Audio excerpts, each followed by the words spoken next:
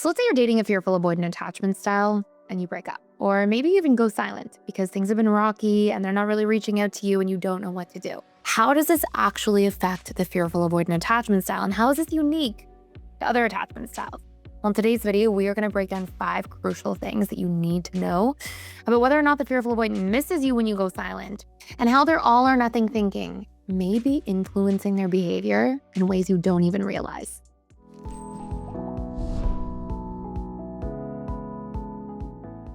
So the answer to this is a little more tricky than you might think. And the answer is that yes, initially silence can make a fearful avoidant really miss their partner.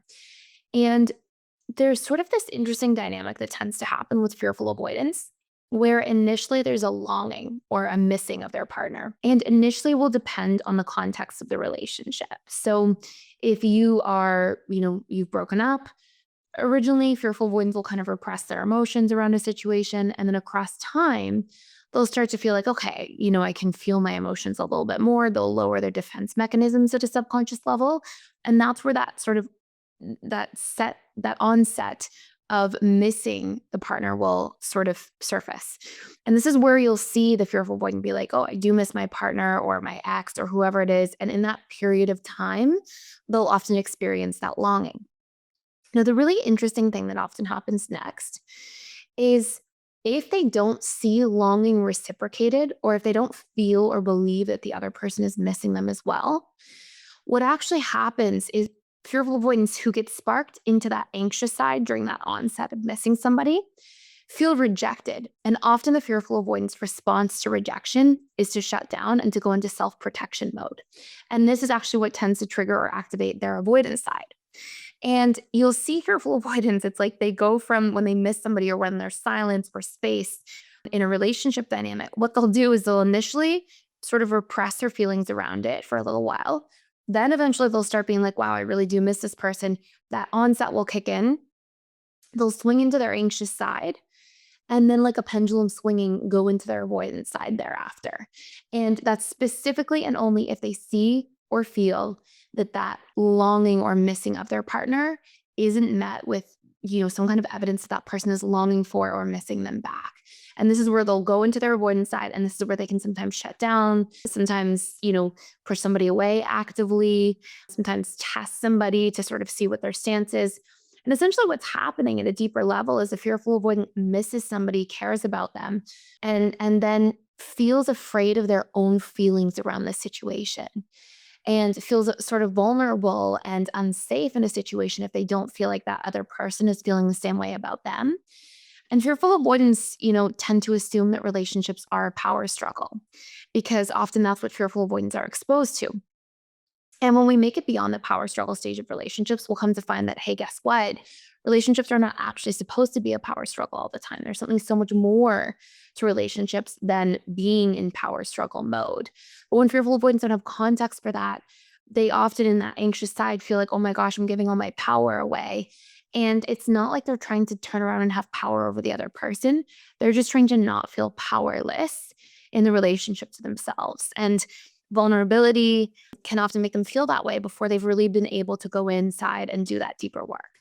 So this is some of what's going on inside of the fearful avoidance mind. If you are a fearful avoidant listening to this, it's really empowering to be able to practice communicating your needs when you're missing somebody, when you're feeling like there's time or space apart from somebody, and share, hey, I'm feeling disconnected. I would really love to be able to spend more quality time. Or, hey, I feel like we're miles and miles apart and I would love to set some time together to have like a really fun date or to really have like quality time in our relationship.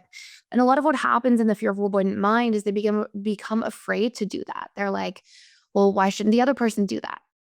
And what I found a lot of the time in my client practice is that I would see fearful avoidants get into situations where they were, connecting to somebody in a relationship and they would think that they were being vulnerable. But then when we would reflect back on like what they did to really show up and express their feelings to a partner, they would come to see that like I'm not really doing much of the expressing my feelings to a partner. Like me showing up and wanting to spend time with them felt like, oh, that's me doing my part. But fearful avoidants sometimes get afraid to give words of affirmation, get afraid to give, real validation to a partner because they feel afraid of that could make them weak or powerless, or that the person thinks, oh, well, you like me so much, so I can, take the relationship for granted. And there's a lot of these fears that often dictate and determine fearful avoidance behavior at a subconscious level. And so it's really worth paying attention to because it can really help to transform relationships and actually move beyond any type of power struggle stage and into the stability and commitment and bliss stages of a relationship when vulnerability is there. If you're ready to build secure and lasting relationships, this is for you. Start your 7-day free trial and gain lifetime access to my 6 Pillars to a Secure Relationship course, which is a step-by-step guide designed to help you understand securely attached relationships and how to get there by rewiring your own insecurely attached patterns. Complete the course within 7 days, and it's yours for life. This is a limited time offer, so don't wait. Click the link in the description below to begin your healing journey today. And if you're the partner of a fearful avoidant watching this and wondering, oh my gosh, will this person miss me? Then it's always really valuable to also express to your fearful avoidant partner, truthfully what it is that you need from them. And that can also look like, hey, I would love for us to be able to communicate more openly and be more vulnerable with one another. I would love for us to, do the courageous thing by expressing our feelings more often, even if it feels scary sometimes. And the more vulnerability comes into a relationship as a whole, specifically in the form of communication, generally the relationship has a much greater capacity to thrive long term. So I hope this makes sense. Thank you so much for watching and for being here. Please like, share, and subscribe if you haven't to this channel. I would really appreciate it. And I will see you in the next video.